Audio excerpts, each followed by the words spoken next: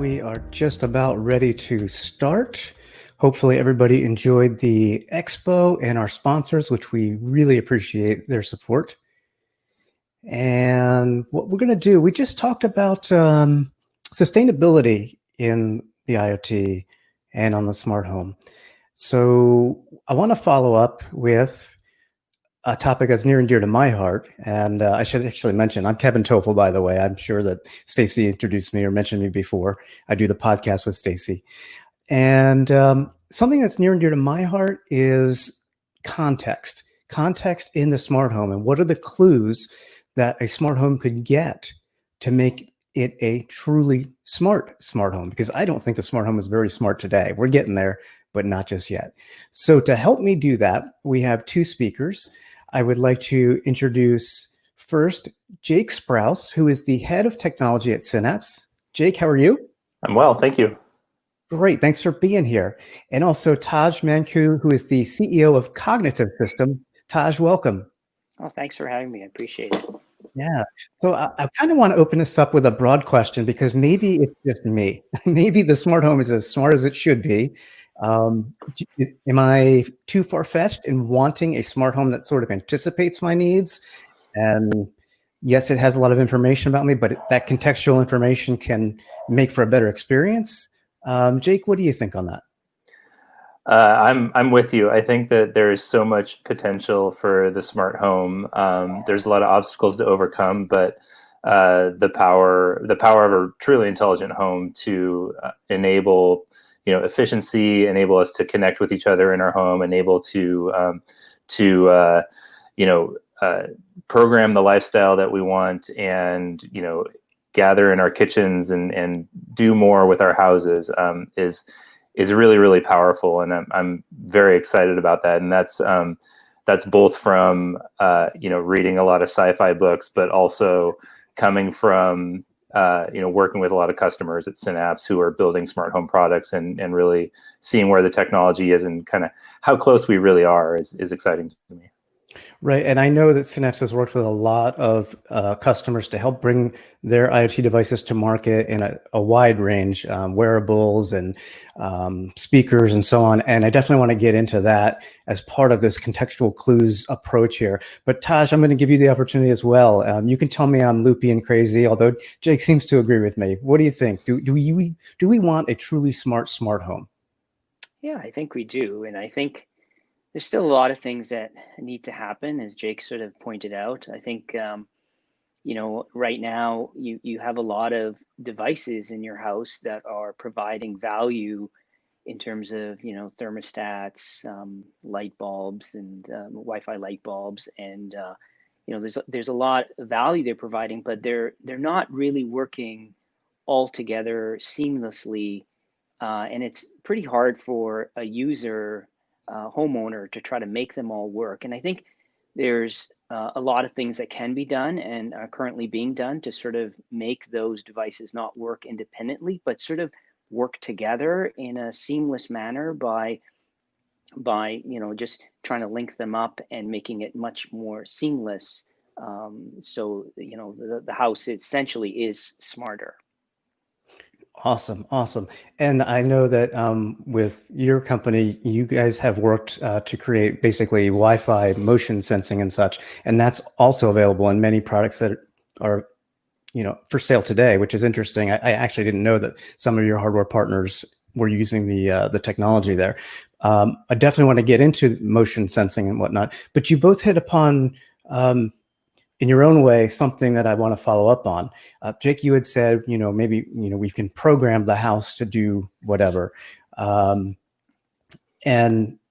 Taj, you said kind of anticipate. So which is it? Because in a sense, I think, and I, again, could be very off base, the smart home is very programmatic today. You have to set up routines and scenes and automations, and you have to use multiple services to do all this. So nobody has brought forth a cohesive programmatic approach yet, but I think they will. I'm looking more ahead towards anticipatory type of smart home actions, such as the smart home knows not just that somebody is home, who is home, what that person may like to do. Maybe it's read a book and turn on lights at this time, or watch Netflix and so on. Is that too far-fetched? Are we too far away from that? And again, and we'll talk about privacy in a bit, is this something that people really want? I don't know. Jake, what do you think? Sure. I struggle with this one. I have my personal views, and then I see where the market is going, and they do diverge a little bit. Speaking from my personal take, and having spent a lot of time with smart home technology, I think that the dream of a home that can truly anticipate what it should do in response to not just one person's context and actions, but a whole family and potential strangers coming into the house, and the many variables that go into what how smart home should do. The level of artificial intelligence required to truly intuit the right response at any given time is far beyond us at this phase. I do think that there are some very interesting technologies coming out that recognize patterns and can surface those patterns and ask you, basically use those patterns as prompts for programming your smart home, right? So instead of you having to manually go in and set every scene and say what to do in response to events, surfaces those patterns and say, do you want me to continue to turn on that light when you enter this room, and so on. And then that gets more and more complicated over time. But I think that today and for the foreseeable future, the answer to this is still programming. And the way the smart home gets smarter is by really paying a lot of attention to the user interfaces that go into our smart home and making that programming and automation just a breeze. And that's just traditional solid software user interface design combined with some of this pattern recognition and servicing prompts for how you might design your automations. Yeah, and we have seen some level of maturity here, because I've noticed some of the platforms are in their smart home apps are surfacing automation suggestions and such. So it's, as you said, Jake, like there's a pattern, and you notice you turn these same lights on every day at this time. Hey, I can just do that for you automatically. You want me to do that for you so you don't have to anymore. I think that's a step, but it still is very programmatic to me. It just removes that interface from the customer at that point, but it's still a step forward. I would agree. Taj, what do you think? Well, the way we sort of look at it is something like this. There are a whole bunch of devices within your home, and they have a sense of connection to some wireless beacon or whatever that you may have, and they're all sort of working somewhat independently. And when we sort of see the smart home, there has to be some centralized area in where those devices can interact, so that you can sort of provide feedback. So for example, let's say you do Jake's example, you move into a room and you want those lights to turn on.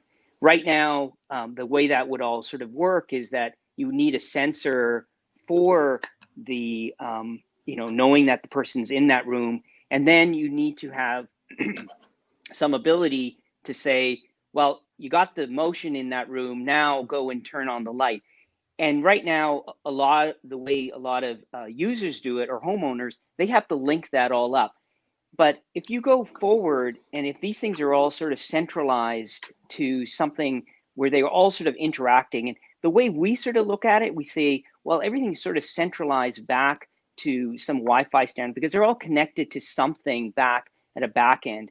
And if we can sort of put that, all that smarts somewhere there, or sort of get all the information that's happening from the house, look at those patterns, and then centralize it so that it'll make everything easier.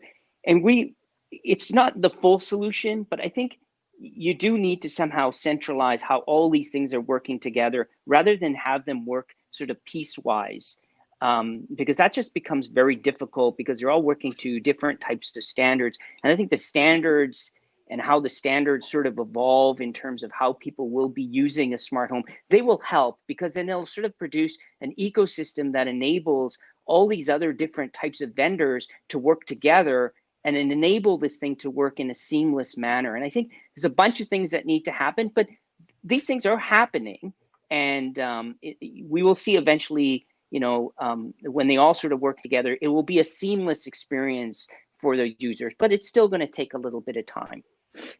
So you're telling me I'm going to have Jarvis in my house soon, though? Yeah. Well, I don't disagree. I've been working in the smart home, not industry, but as a consumer. I've been a smart home consumer since probably about 2010. So it's been a decade. So I've seen the X10 and Insteon to what we have today and where we're going. And I've always, to your point, Taj, I've always wanted a smart home hub to be the brains of my house. So that gives me my local processing, that lets all my endpoints communicate, and so on and so forth. It seems like we are starting to get away from that a little bit with these smart speakers acting as hubs, with the cloud doing a lot of processing. So I'm not sure where it's heading. As long as we get to the end result that I'm looking for, I'll be happy. I don't, but that's just me. Hopefully, and I don't know if you guys want to speak to this or can speak to this, we've got the project Connected Home over IP that there's at least 145, maybe 147 vendors now on board, including all the big names. Do you think, Taj, maybe that's going to be the bit that ties it all together with our digital assistants, or to be that communication layer that brings it all together for us? Yeah, I think time will tell how that all works out, because it has to get adopted. There has to be a lot of, people sort of pushing it towards that direction. But I think it's it's a step in the right direction, and I guess the jury's out how that will all work out at the end, right? Right. And I don't even know if your companies are involved with that or not. Like I said, there's like 147 companies. I can't even keep track of them all. So, Jake, are you guys working with Project Chip at all, or no? We're not actively working on it right now. We don't have any customers that have asked for that at the moment, but we are involved. Yeah. Excellent. And I'm the same as Taj. It's TBD. It's very, very interesting, and I'm hopeful that it gets the traction that it deserves. Right. Well, it certainly has the right names behind it. But I'm kind of on the fence with you guys. I was hoping you were going to tell me, yeah, it's happening. It's going to solve everything. That's okay though. So we talked about the smart home hubs and the brain and a little bit of cloud. I kind of want to get now maybe talking about endpoints, because I think you both have some interesting insights into that. Jake, I want to start with you, because I have a family who, unfortunately for me, does not want any cameras, not even in the house, but not even outside of the house looking away, right? But yet cameras obviously can help us with presence and personal presence detection. And I think you've got some thoughts on that might be insightful here. Absolutely. My thoughts from a technology point of view, again, differ from what I see happening in the market, but there is, I'm not a marketing person. There's so much interesting interplay going on in how people think about these technologies. So for example, I would hazard a guess that most of your family is comfortable with the cameras on their laptops, and the potential that technology might in fact be streaming video of your house up to the cloud, right? That being said, we're familiar with laptops. It's a relatively known technology, and we're familiar with essentially the contract, the social contract, if you will, that we have with the laptop manufacturers and the video app providers and so on, and what is being done with that data.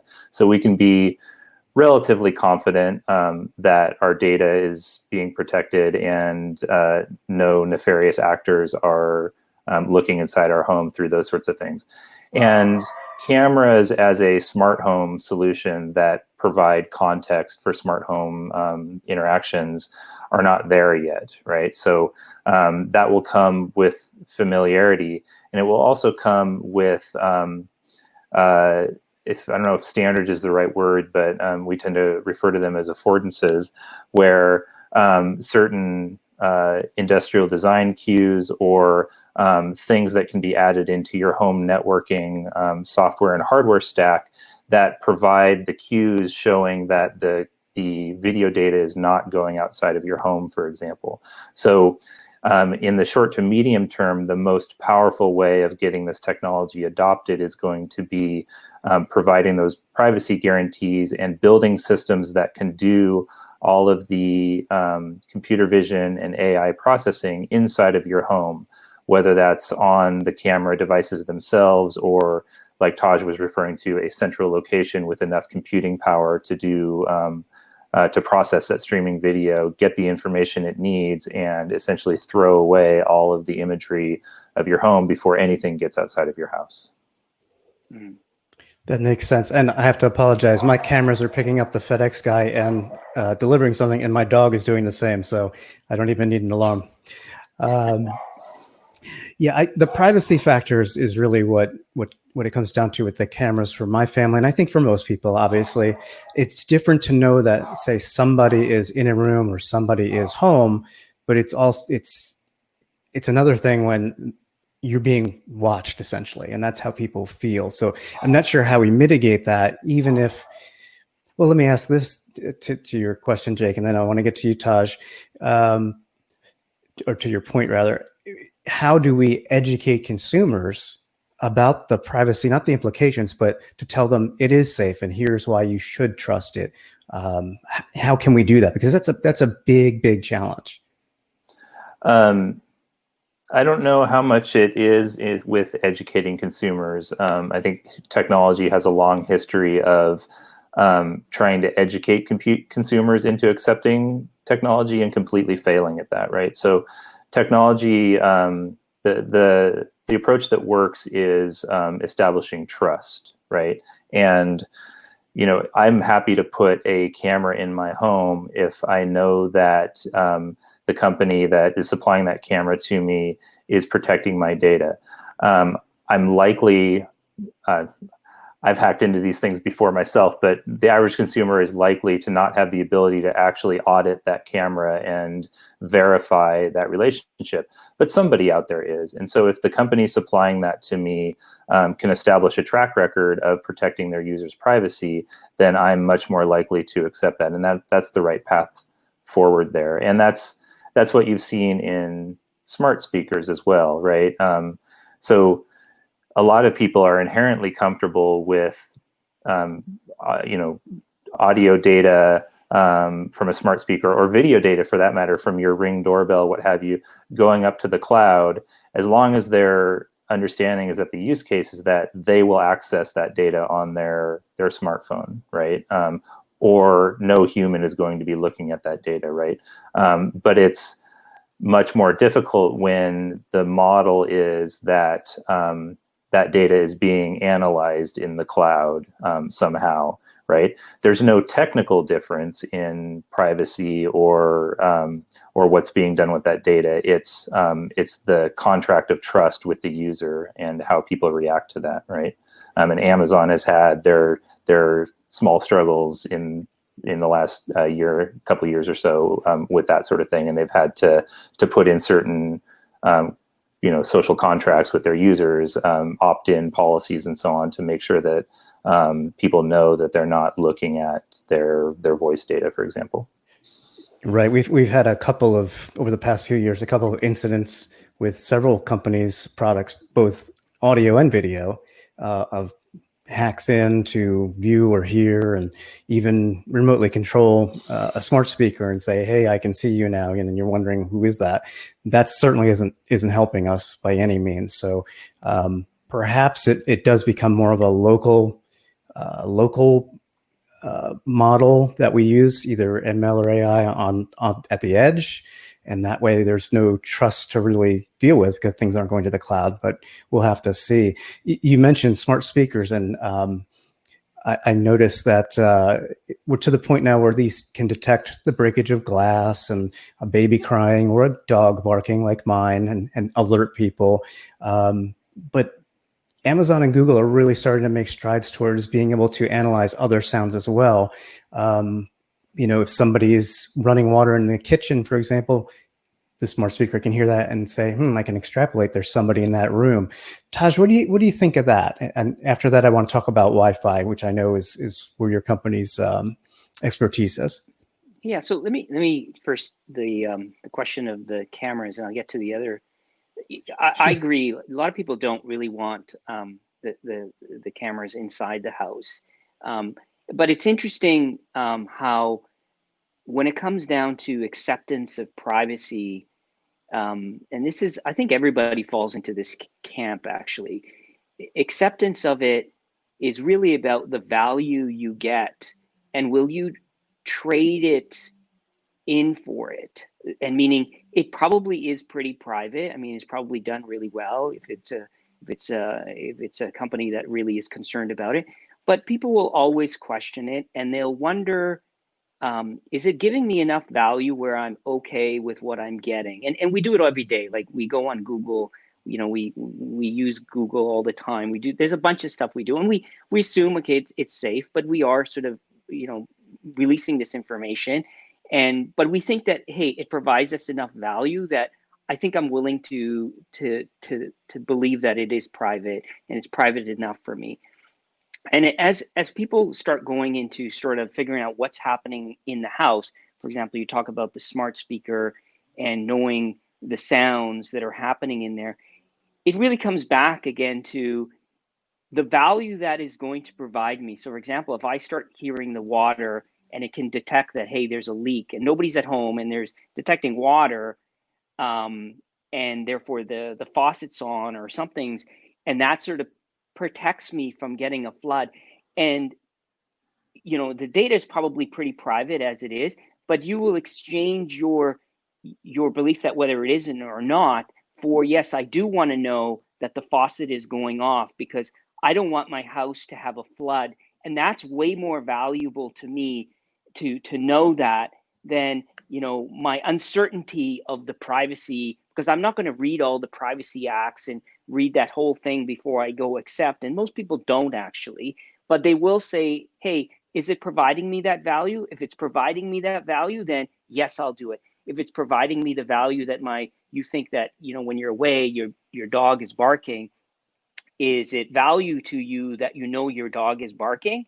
Then if it is value for you, then you will say, yes, I will. I think this is enough value that I will do that.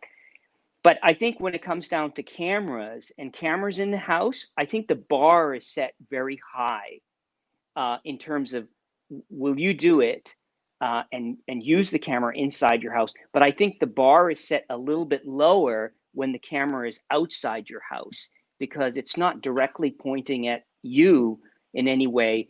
And if you said, hey, I want a camera and I want the camera in your bedroom, I think the bar even goes higher. Is it worth it for me? Do I getting the value for that? And maybe there is a scenario where you do need to know that, because maybe you have a box of jewelry and you want to know that if somebody's coming in there and taking it, then you might say yes. But the bar is really high there, right, for somebody to accept that, right? Yeah, absolutely. All good points. All good points. Even on the outside of my house, the family doesn't want to be seen when they're coming and going, for example. So, I don't know if they're a good proxy for the mainstream consumer. I think they are, which is why I think we've got the challenge here. But there are other endpoints. The camera is only one possible way to say, to give context to a smart home, to see who is home and whatnot. Taj, you guys have been working on, I guess, for the better part of 6 years, I'd say, Wi-Fi presence, not personal presence, unless you have something that I don't know, but presence. So would that be the better way to go, do you think, for much of our contextual clues in the smart home? Well, I think it is a really good competitive advantage. And the reason is, so there's a couple of things of what we do, right? We work with access point makers, and we put Wi-Fi access point makers, and we put software on that access point. So just a little bit of background. And when we put our software on there, all the client devices that are physically connected to it without any software now can detect motion, and they can also detect the location of that motion. So for example, let's say you walk up to the Alexa, it'll say, hey, there's an amount of motion and it's near the Alexa. Or you walk up to, let's say you have a smart plug in the family room, you walk up to it, it'll say there's motion in there. So that's the first layer. But it's all centralized by the hub that's associated with Wi-Fi. So everything in terms of the location, in terms of what's happening, is all the software is actually sitting on the Wi-Fi router. And we can start looking at the patterns in terms of, hey, are you moving from here to here? And those patterns are all localized in that box. And so then you can start taking those patterns or those gestures or whatever, and start providing context, whether that's you want to turn on the thermostat, whether you want to turn on a light. It also provides you context of, let's say you're away from the house and then you start seeing odd motion, and you're not placing any hardware in your house. You're just reusing what's there. But we do ensure that all that computations are happening on the router itself, and it's not being shipped up, because privacy is obviously a big concern, and our company's value prop is our privacy, and we don't ship everything to the cloud and start computing things there. We try to keep everything pretty local. And because we keep it local, it means that the Wi-Fi hub is now becoming centralized, because those are where all the IoT devices are connected. And we sort of see that as being a direction in where, you're not just having individual devices, they're all sort of working together now, but they're working together through a central location, the central port, which is the Wi-Fi access point. Right. And it's interesting that you have this solution, because I've always said, well, the Bluetooth or the GPS on my phone can just provide that context. But of course, not everybody, Stacy's a perfect example, not everybody carries their phone with them around the house, or even when they leave the house. Sometimes I just have a wearable device, just for communication and whatnot, LTE enabled and such. So there are definitely ways to create new endpoints or reuse an endpoint, such as you had just mentioned. So let me pose this to both of you then. Let's assume that we have private-based endpoints to capture contextual data so the home can start anticipating our needs. What use cases might that enable? And I know this is a little forward-thinking, and we don't have to get too specific, but just at a high level, what would that bring to the smart home that we don't have today? Jake, why don't you take this one? I'm curious what you think. Yeah, I think kind of stepping back a little bit, I just want to say, like, I really agree with Taj. Like, there's these the technology that cognitive systems has for presence detection and analysis is probably the best thing out there today in terms of a private way of understanding that there are people and in particular rooms and relative to a space that you're in, and the types of smart home features that you might build on top of an awareness of where people are in the house. There's no reason for using cameras for that kind of thing. The privacy trade-off versus value just isn't there, like Taj was talking about, because you get all that value from a much more private and lower cost solution with the kind of technology that Taj's company works on. So I think in terms of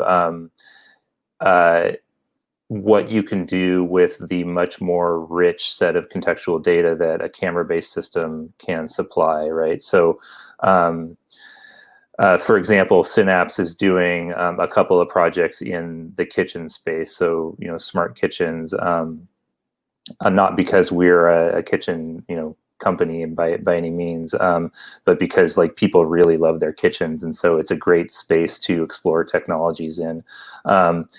And we think about, the interaction with the smart home in general, and we sort of think of that in terms of ambient interactions, where you want a sort of the ability to control your lights or your thermostat and so on simply by talking to the ambient environment and those kinds of interactions, as opposed to the kind of interactions that might be enabled by a rich understanding of exactly where you are in a room in relation to objects and appliances and the things that are in your home or the other people in your home, and how that kind of context enables much more rich smart home interactions, right?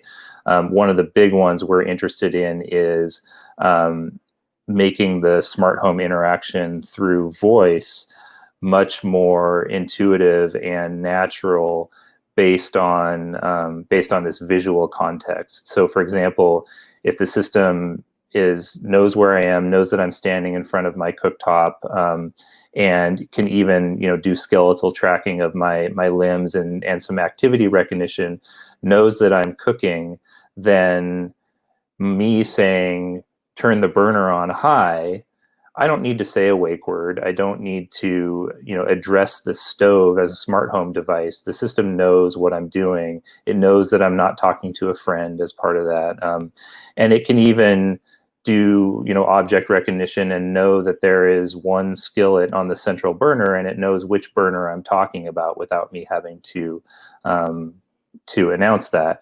So you're able to enable these much more natural interactions that we're familiar with when we interact with each other, and the sort of understandings of context that we use when we're interpreting each other's speech, giving the smart home that visual context that enables that kind of interpretation is very interesting to me. I would agree. Taj, what do you think? Where are we headed once we have all this context and can put it all together? I think you might be muted, Taj. Yep, we can't hear you. I'm sure what you said was profound.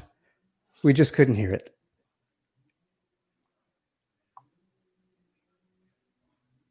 Nope, still not hearing you.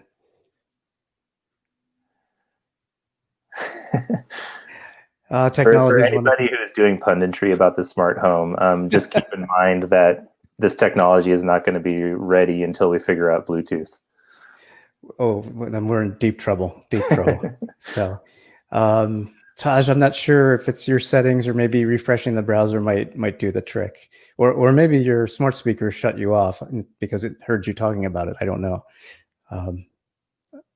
I would say let's give that a refresh in your browser. Taj, while you're working on that, let me pose this one to you, Jake. In terms of, because it ties some of what we talked about with context and cloud versus local and all that.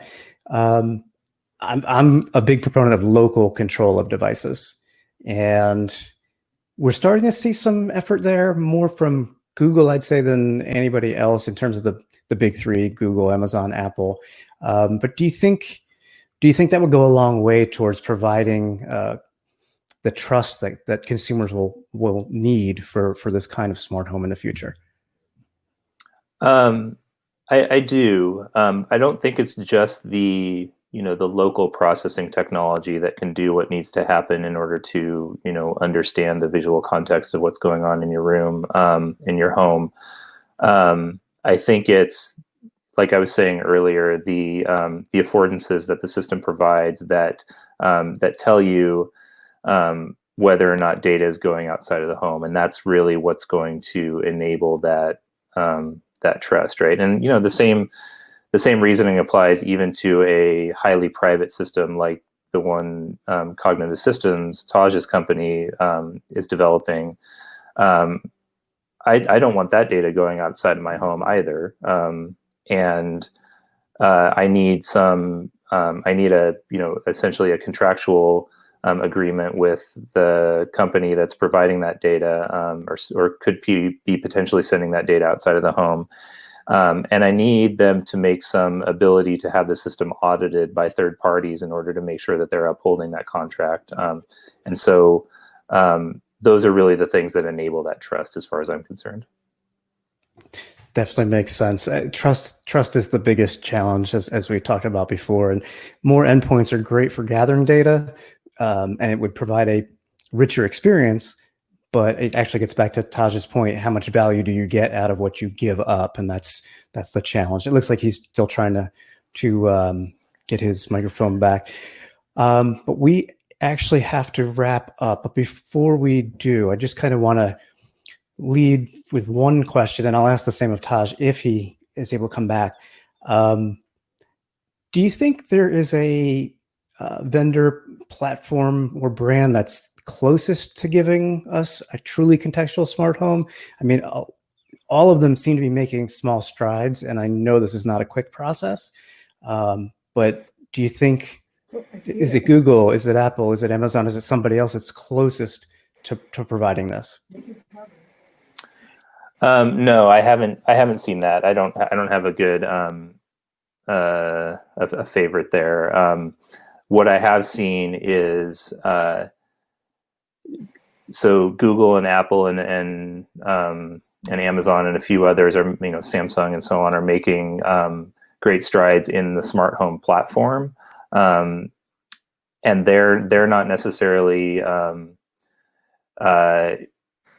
the leader of the pack when it comes to the camera-based systems and AI that can really provide the context, the visual context for the smart home interaction.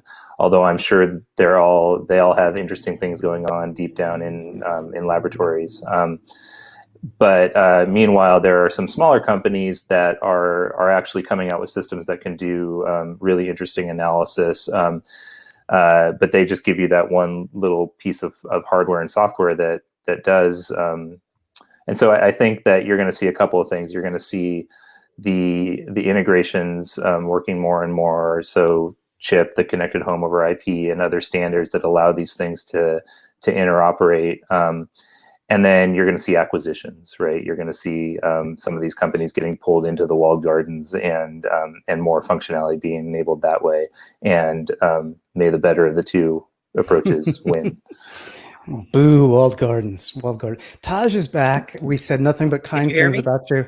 Yes, we can. Yes, we can. Okay. So we are just wrapping up because we've got to get to our next session shortly. But I wanted to give you the chance either to, I couldn't hear what you were saying, so I don't know what thoughts you had.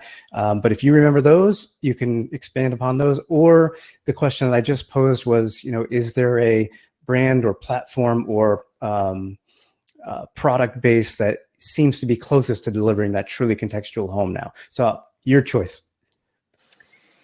Yeah, so I think in terms of a platform that is getting closer,